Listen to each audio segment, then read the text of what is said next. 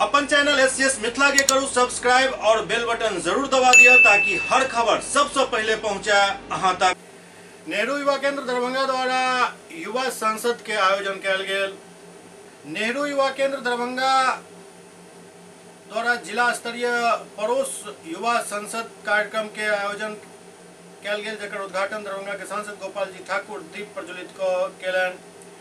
एहि दौरान मनीष कुमार सब उपस्थित अतिथि एवं युवा के स्वागत करैत जिला स्तरीय पड़ोस युवा संसद कार्यक्रम के उद्देश्य विभिन्न स्तर पर एक संस्थागत मंच तैयार केनाइ, जहां युवा विभिन्न मुद्दा पर अपन विचार व्यक्त कर सकैत और जीवन के प्रभावित करे वाला एहन मुद्दा चिंता के स्थानीय प्रशासन की ओर ध्यान आकृष्ट कर सकैत,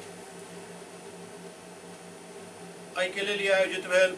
कार्यक्रम में उपस्थित युवा के संबोधित करैत सांसद गोपाल जी ठाकुर कहलनि जे भारत के प्रधानमंत्री द्वारा युवा के लेल कयल गेल कार्य सँ युवा के अवगत कराबैत हमर युवा भारत मिशन चंद्रयान रक्षा और अनुसंधान के क्षेत्र में प्राप्त उपलब्धि पर चर्चा करैत वो कहलनि जे मिथिला के विकास के बिना देश के विकास अधूरा अछि। एतय के युवा अत्यंत परिश्रमी और होनहार छथि। प्रधानमंत्री द्वारा युवा के सर्वांगीण विकास के लेल विभिन्न योजना के संचालन करायल जा रहल अछि। वो कहलनि जे भारत सरकार द्वारा स्वरोजगार के लेल विभिन्न तरह के कार्यक्रम चलायल जा रहल अछि।